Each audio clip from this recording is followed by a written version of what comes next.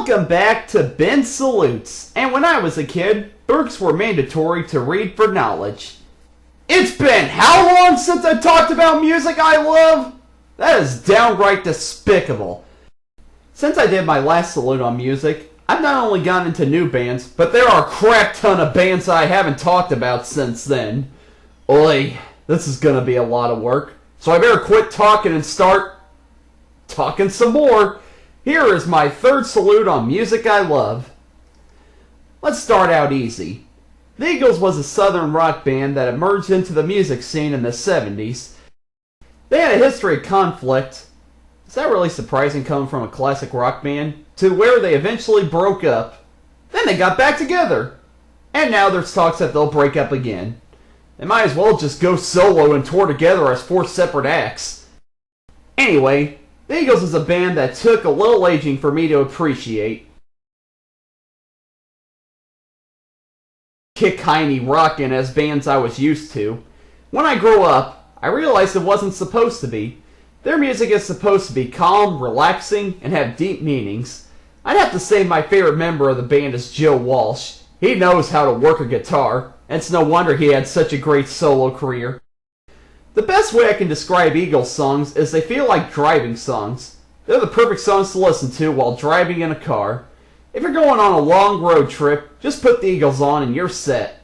So, when life has you down, just take it easy and listen to the Eagles. Next, we have Bad Company. This is a British band that is made up of scratch from the bands Free, Mott the Hoople, and King Crimson. 21st Century Schizoid Man. Sorry, I love that song. Anyway, what I love about Bad Company is their music sounds so much like American music. I honestly thought they were an American band before I saw the Behind the Music episode about them. When I found out they were British, I walked downstairs, poured a glass of water, walked back upstairs, drank the water, and then spat it out. Yes, I was that shocked. They sounded more like an American southern rock band than they did a British band. What I also love about them is Paul Rodgers' vocals. He just has that rough and tumble voice that you can tell just by hearing him sing that he's a guy you don't want to mess with, even though he's probably one of the nicest guys you'll ever meet.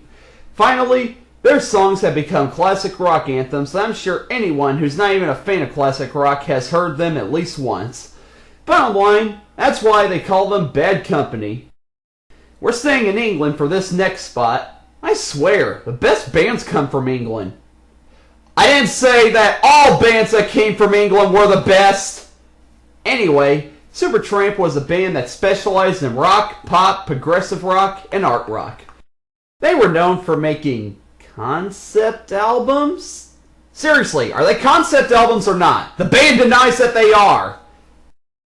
This was also a band that had some internal conflicts, but you couldn't tell because, unlike Styx where it was obvious that there was a misbalance of creative control, Supertramp remained consistent with their style, staying good all throughout the 70s and well into the early 80s. What I love about Supertramp is those great keyboards, Roger Hodgson's angelic voice, Rick Davis's booming low voice, and finally, their songs just put me in a good mood. They're a band that can find a cheery side to any subject matter. They made a cheery song about raining. That's rare. Bottom line, you're bloody well right if you say I love Supertramp. Let's fly back to the States and take a look at an alternative tree-hugging band that is REM. This is the kind of band where I can tell I'm listening to one of their songs if I'm not familiar with it, just by listening to the opening riff. This is a band that's music has been filling college dorm rooms since 1980, and will still do so for a long time. Sadly, they decided to call it quits in 2011 because they felt they might as well finish while they were still good. I respect that. It's better to end strong than keep going until you get stale. Oh, Michael Stipe. How I wish there were people out there that shared your idea of creativity. Anyway, I love REM because of Michael Stipe's indistinguishable voice, the fact that they'll sing songs about anything, and that their songs sound so similar yet so different at the same time. They're just a band that I've loved since childhood with songs like Stand and It's the End of the World as We Know It, and I'm sure I'll be loving them for years to come. I'm a shiny happy person for loving REM. I know, I've talked about these guys before, but dang it, it's Green Day! They deserve every bit of praise I can throw at them. So, this is a punk rock band that emerged from California in the early 90s and are still going strong today. Why do I love Green Day? What's not to love about Green Day? They're the band that I listen to when I just want to feel like a young rebel of society. Their music just clicks with anyone who's a recluse who hates conformity. Also, they recently came out with a trilogy album, Uno, Dos, and Tre, and all three of them are awesome! I'm serious. I had to keep looking at the back of each CD to see if they weren't made in the 90s. They sounded so much like Green Day's early work, it was scary. Although my favorite of the three was Uno, all of them are great albums. I highly recommend them if you love alternative rock. Anyway, Green Day is a band that I plan to be listening to for a while. They're my favorite modern music group, and I hope they keep cranking out more awesome works. I don't want to be an American idiot by not listening to Green Day. While I'm still talking about alternative rock, how about talking about the band that showed that alternative rock is something to keep track of, and that's Nirvana. Although Nirvana technically started in the late 80s, they didn't become a force to be reckoned with until the release of Nevermind in 1991. This was a full-fledged 90s band, and they proved it with their booming instruments, loud vocals, and nonsensical lyrics. If you ask me what any of Nirvana's songs meant, I'll just say, heck if I know. And you know what? Who cares? It's all about the music, man! I think I read somewhere that Nirvana's music is described as musical Tourette's, and I think that's appropriate. The music doesn't usually flow together. Whatever the boys felt like playing, they just played, and it all worked somehow. So, yes, I love Nirvana, and thanks to Nirvana, I've gotten into other grunge bands, such as Pearl Jam and Alice in Chains. My only disappointment with Nirvana is they haven't made an album in 20 years. Come on, guys, what's taking so long? You're so full of talent. I want to hear more of it. And how come I haven't heard any news about Kurt Cobain? What, is he living under a sidewalk or something? Oh well. Anyway, my ears are in bloom when I listen to Nirvana. Ah yeah, the band that got me into heavy metal. This English heavy metal band emerged in the early 70s. They practically influenced every other heavy metal band that came after them. And it shows. These guys kick glass! They have some of the heaviest vocals, loudest guitar riffs, and booming drums ever to play through speakers. Or headphones, your choice. It's impossible to hear a Judas Priest song and not want to bang your head. No, I'm serious. Listen to this and try to tell me you didn't start banging your head.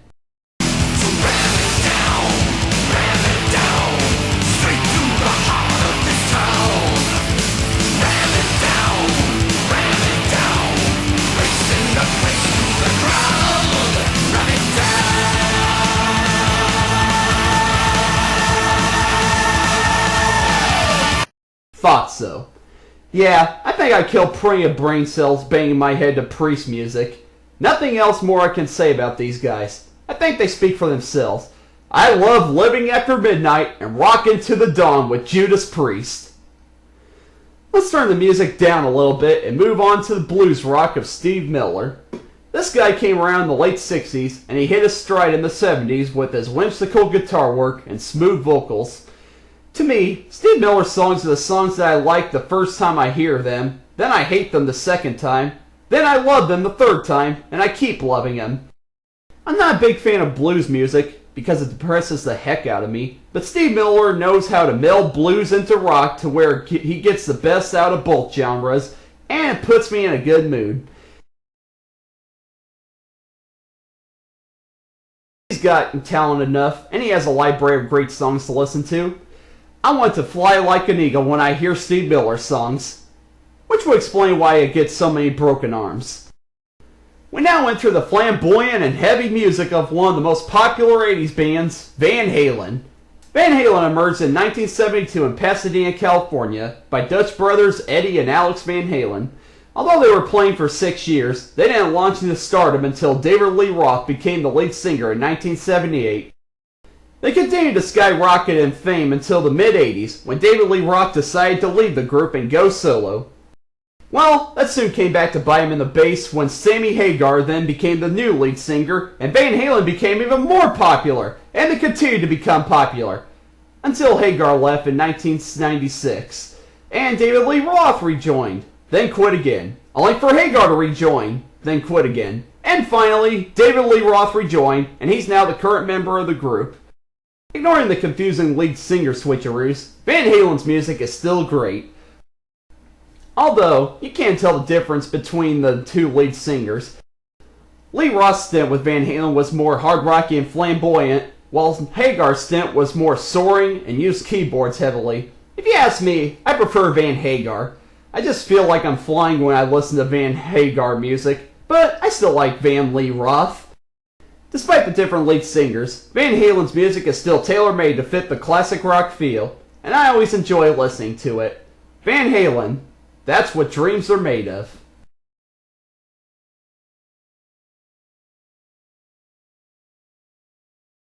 Yes is a band that showed its face in England's capital in 1968. They specialize in progressive rock that also doubled as psychedelic rock, kind of like a band we'll get to later. When I hear a Yes song, I just picture art pieces. I don't know why, but I think you can just put a slideshow of famous paintings to Yes songs and they would fit together. Yes specializes in great keyboards, great vocals, mostly provided by John Anderson, and the songs are long, but they don't feel like they're long because you enjoy listening to them so much.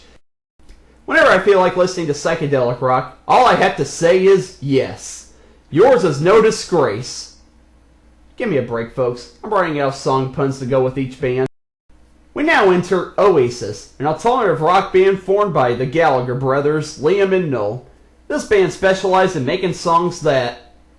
I honestly don't know how to describe Oasis songs. I like to consider them multi-emotional. Whenever I hear an Oasis song, I don't know whether I'm supposed to feel happy, angry, sad, or neutral. Sometimes, I end up feeling all four.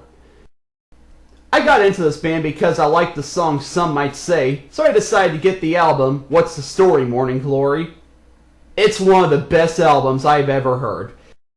It's so good that I'm afraid to listen to any of their other albums because I don't think they can top it.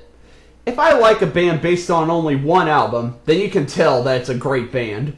If you're into British music that's not ripping off the Beatles, despite what most people say, I recommend Oasis. Specifically, What's the Story, Morning Glory? Someday you'll find me trapped beneath the landslide, listening to Oasis. Yeah, it took me a while to get to these guys. These guys deserve to be called classic rock. They're a band that formed in 1962 before Beatlemania was starting to become popular. They were led by the collaborative efforts of Mick Jagger and Keith Richards, who have been the frontmen since its creation, and they are still going strong today, despite the fact that they all look like potato sacks. I mean, seriously, look how wrinkled they are! These guys experimented with so many genres of music that I can't even name all of them. What I like about the Stones is, what's not to like? All their hit songs are hits for a reason. They're catchy, sung beautifully, and they have memorable riffs to them. I honestly don't know what I can say that is so good about them. They're just good. They're really the kind of band that speaks for itself and tells you why it's good with its music. No words are needed. Just listen and let the music fill your ears with delight. I know, it's only rock and roll, but I like it if the Rolling Stones are playing it. Finally, we move on to Pink Floyd. This band started in the late 60s with the lineup of Syd Barrett, Nick Mason, Richard Wright, and Roger Waters. After one album, Syd Barrett was committed to a mental asylum, and David Gilmour was brought in to be the new lead singer, with Roger Waters sharing some of the singing credits. Though his singing really isn't that good. They took a while to find their sound, but they finally hit their stride with the album Metal. But the next album is what made them a household band, and that was Dark Side of the Moon. They followed Dark Side with Wish You Were Here, Animals, The Wall, and The Final Cut, until Rogers decided to call it quits because he was a control freak, and the band was tired of putting up with his crap. Wow. Where do I start? I mean, it's Pink Floyd. If you're a music fan and you're not familiar with them, you're not a music fan. Pink Floyd mastered the concept album, with each song flowing into the next to tell a complete story. Everything they did well. Vocals, guitars, keyboards, drums, synthesizers, you name it. Sucks that Roger Waters was such a tick, because I felt this band could have kept going for a while. 5 good albums isn't enough. I need more! Although, I do think that the band would have done just fine if David Gilmour kept leading it. That guy knows how to sing. Anyway, the best way to describe Pink Floyd is musical art. It's basically art in musical form. If you were to take Pink Floyd's lyrics and music, you can make an art piece out of them. That's why Gerald Scarfe made animations for The Wall, because that music created art. I got into them last year, and Pink Floyd has become my 3rd favorite band. 3rd only to the Beatles and AC/DC. If you're a Floyd fan, I'll see you on the dark side of the moon.